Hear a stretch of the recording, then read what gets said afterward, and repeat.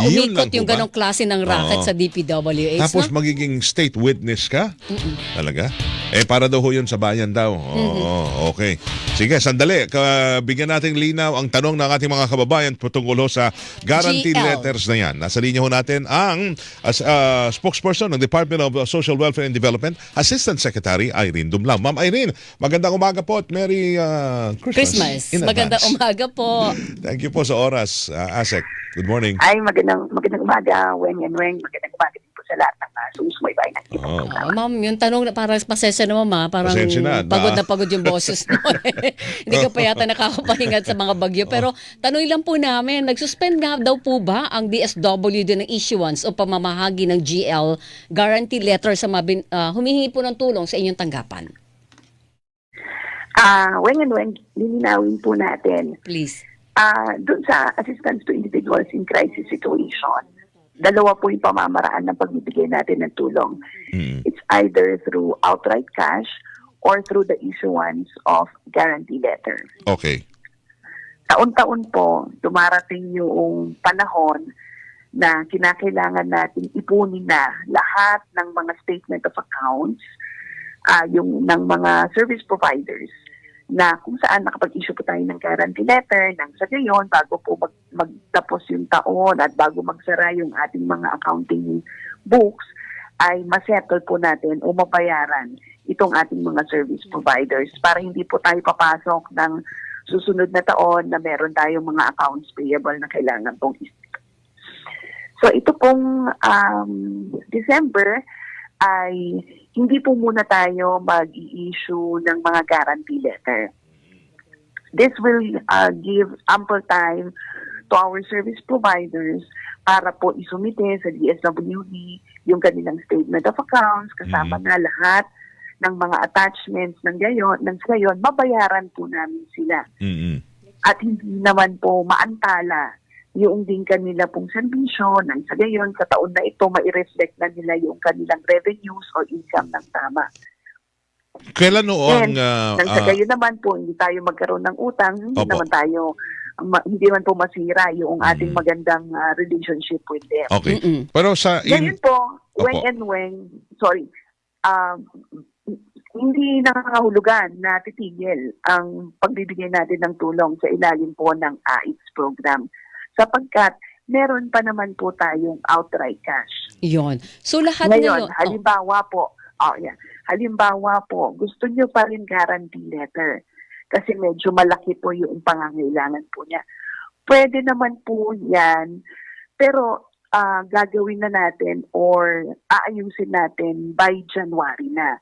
Ang ibig sabihin yan, pwede po kayong mag-issue ng promissory note doon po sa ospital para po ma-discharge yung pasyente sa buwan po na ito. And then by January, isasubmit nyo na po sa DSWD yung po inyong request for assistance at kasama po dyan yung promissory note na inyo pong binigay doon sa service provider. Okay, so ibig sabihin, pag dumating ang January at pinakita nila yung promissory note sa ospital, guaranteed po ba na mabibigyan o mapupunuan yung laman ng promissory note na yon? Kasi baka nag-promissory note ako tapos certain amount lang pala yung maibibigay ng DSWD and yung the rest, hindi ko na alam kung saan kukunin ASEC. Yes, alam niyo po, pagdating naman ng January, malinis na bago po yung ating mga accounting books, meron tayong pondo for 2026.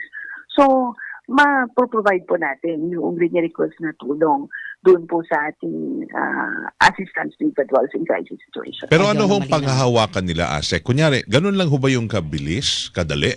Na kunyari, okay, naka-confine ho ngayon ang pasyente, pero i-discharge na siya pero kailangan niyang bayaran yung balanse. So natanggal na yung PhilHealth niya, nabawasan na, pero malaki pa rin ang balanse. Paano bayarin? Paglalapit ho ang pasyente or kamag-anak sa DSWD, dala yung promissory note? Hindi. Sa ang promissory note ho ba, pwede bang gawin lang ho yun, written, tapos ayos na, tatanggapin na ng ospital, basta sabihin nyo lang hindi kasi meron na kaming application sa DSWD at sabi ng DSWD, promissory note lang daw ibigay sa inyo. Oo, and by okay January, mababayaran po ito ng full. Yes. basta po yung service provider, meron tayong memorandum of agreement with them, kaya alamin nyo po, ano po. And then sabihin nyo po na pwede po ba service provider o hospital na mag-issue muna ako ngayon ng promissory note kasi by next year, by January, apply ko po sa DSWD for medical assistance. Kasi marami naman po tayong partners talaga na ganyan. Kausapin nyo lang, i-explain nyo lang po. And then, i-discharge yung pong inyong pasyente at pangahawakan nila yung promissory note na isusumitin niyo po sa DSWD. Pero pwede rin, ma'am, na ang ospital magsasabi, ay sorry, wala pa kaming MOA ngayon. Wala Paano pang po yung agreement. ganon? Oo, ang ospital mismo nagsasabi, ganyan, ngayong Disyembre, maglalagay na kami para wala kaming problema. Di ba? Oo. Yes.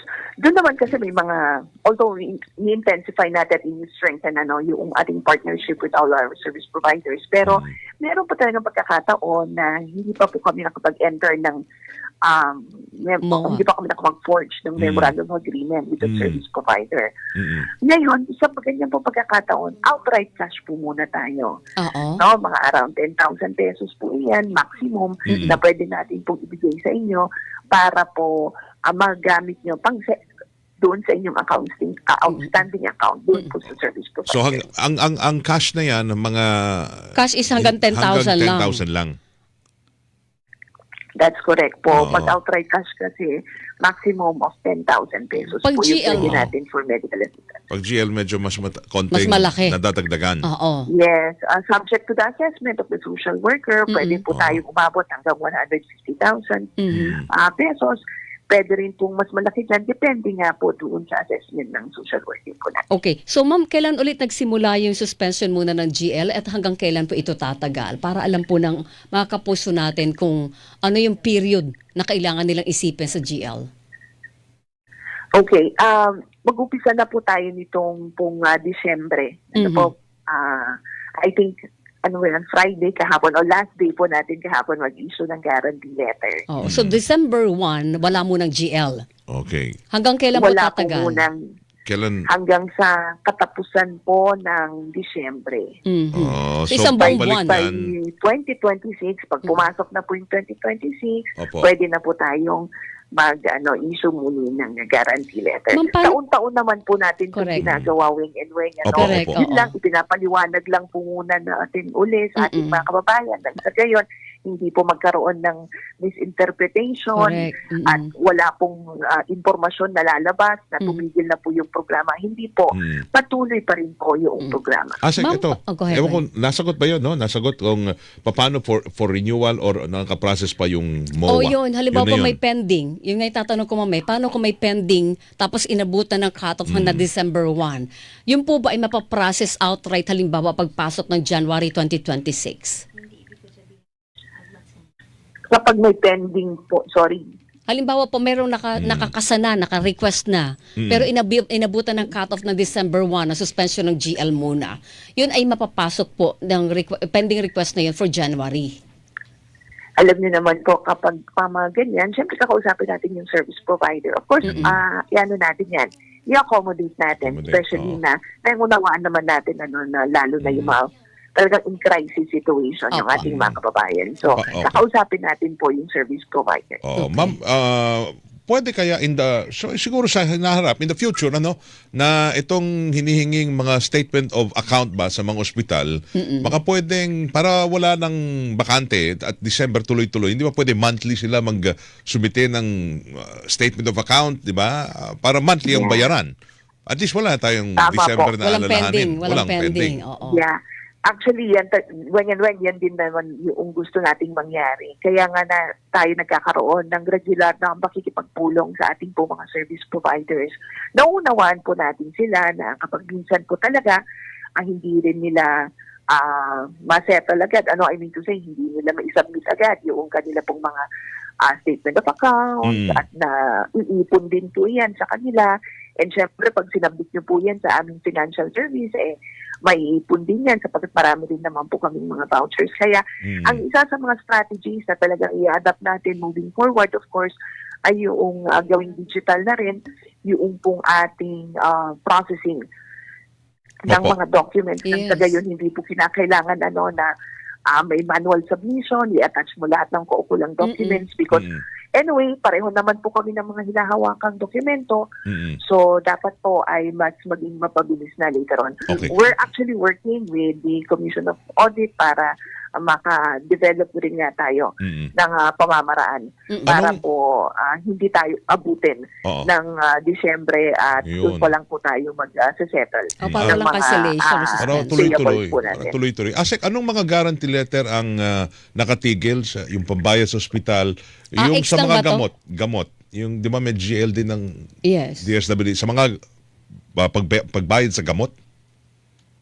Yes, yung pong mga medical expenses, yung for hospital confinement, and yung pong burial assistance na nagkakahalaga nga ng mahigit 10,000 pesos. Ito kasi may mga MOA tayo na with the service providers.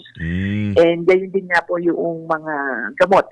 Okay. So wala muna yan, naka-hold. So, lahat yun. I mean, ng drugstore, ng gamot, and initial natin ng guarantee letter. So, Safe yan po sabihin, yung mga kinakailangan natin ayusin. lahat ng GL under AX.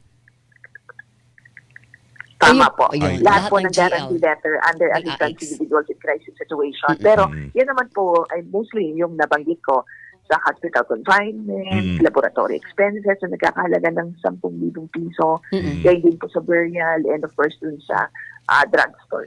May habol lang ako. Tanong dito, may ano ba? Delayed daw ang social pension?